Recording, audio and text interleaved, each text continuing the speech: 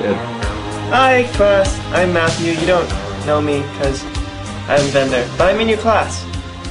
Okay, today's my oral report, so it's going to be on not this reading, Southern and Catholic, but on the moviegoer, 47 to 102, I think.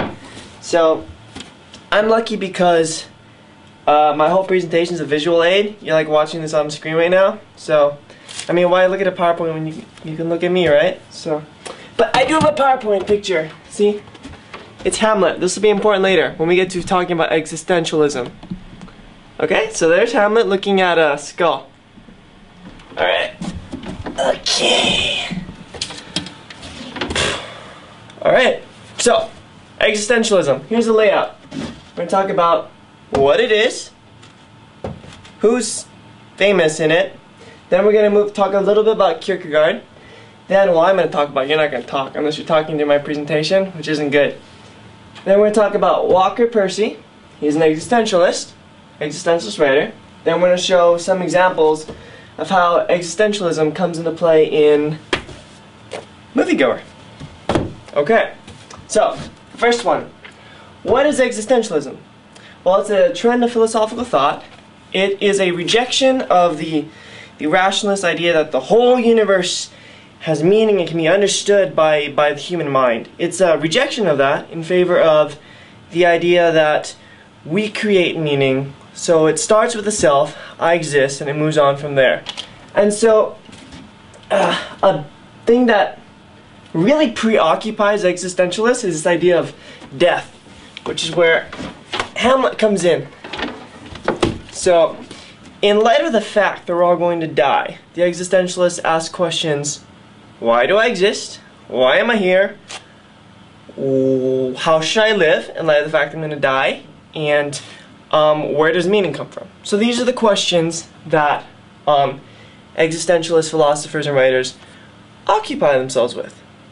Okay, it's really hard because I can't gauge your reaction, but I hope you're understanding.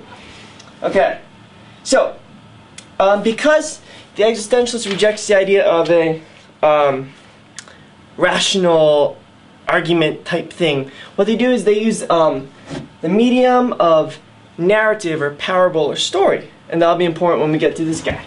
So that's the really basic existentialism basics. Okay, so now who? I'm going to name two philosophers. If you got your handout, we follow the same pattern, so you can follow along. The first existentialist major one is Nietzsche. He's an example, he's not in here, I just pointed. But he's an example of an existentialist atheist. So the idea that there's no meaning to the universe, la-di-da-di-da, and there is no God. Okay, Soren Kierkegaard, it's really hard to say, is an example of an existentialist theist, and he's called the father of existentialism because he's the one who really brought it to the forefront and so on. So Kierkegaard, he had a powerful influence on Walker Percy, and you can see some of it later. In fact, let's do it now. No, let's not do that now. Okay. Kierkegaard wrote on the subjects like the nature and existence of human beings, who they are, why they're here, and you know, the basic questions of existentialism: what should we do, and so on. So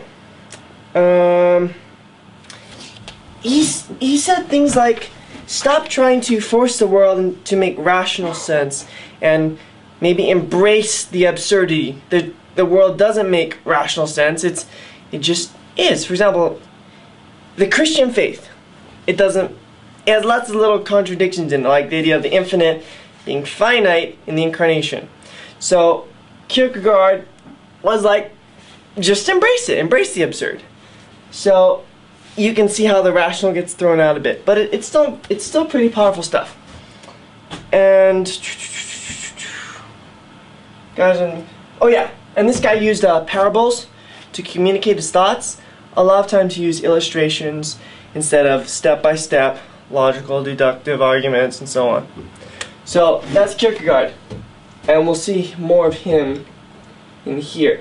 So That's existentialism. Okay, we're going to go now to Walker Percy. Now the first one, medium. There are many ways to communicate philosophical ideas. You can write a treatise, you can write a story, you can write a rational argument. And in case you haven't figured it out yet, this is a novel, so it's a story.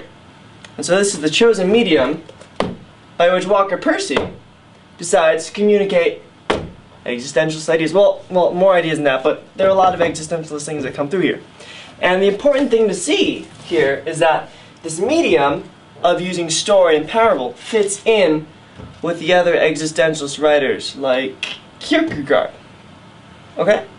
So, that's medium.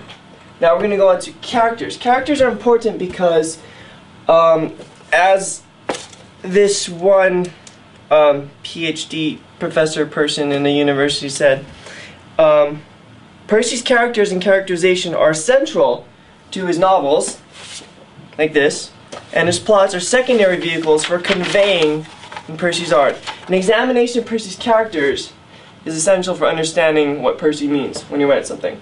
So it's really important to look at the characters and what they symbolize, what they're searching for, and so on, in order to get Percy's overall meaning.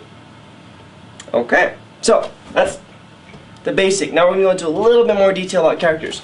So, given this existential thought, if there's no meaning, you've got this problem. You're born, then you die, but you got this time in between, and you got to fill it with stuff. And so the question is, well, what do you fill it with? So, take for example, Binks. What does he fill his time with? He's there's one point in the story where he's like, oh, if the last 4 years were like so and so, I'd kill myself or something like that.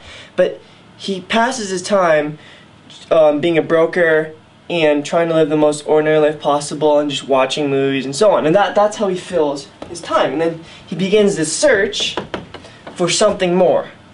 And the idea of death is really, really important, like we saw with the existentialists in the search, because what are you going to do given the fact that you die, right? So, I want to see a quote from Kate. It's on page 81 where she says, having noticed that only in time of illness or disaster or death are people real. And then I got lots of little tabs with death and stuff. So the next one is on page 99 where it's back to Binks narrating. Okay. And he says, for some time now, the impression has been growing upon me that everyone is dead. And then he goes on, and the last bit of our reading for today, well, yeah, today, was that he ends his conversation with Nell, and he goes on, why does she talk as if she were dead? Another 40 years ago, and dead, dead, dead. And then he goes on, we part laughing and dead. This idea of death keeps coming back. And when you consider the life that begins and it ultimately ends with death, it kind of gives you a feeling that the whole value from the existentialist perspective is null. It means nothing, given the fact that we die. And so we see these strong existentialist themes coming through in Walker Percy's The Moviegoer. So, in conclusion, it's important to understand the basics of existentialism and to see how Walker Percy not only communicates these, but how he fits in with this general pattern of other existentialist writers. And it's really important that we understand this so we don't miss anything, that we don't miss the philosophical ideas that are driving the plot and the characters of The Moviegoer. So, that's it. I hope you had a great class time. If this is at the start of the class and you're watching this, I hope you have a great class time for the rest of the class. Bye.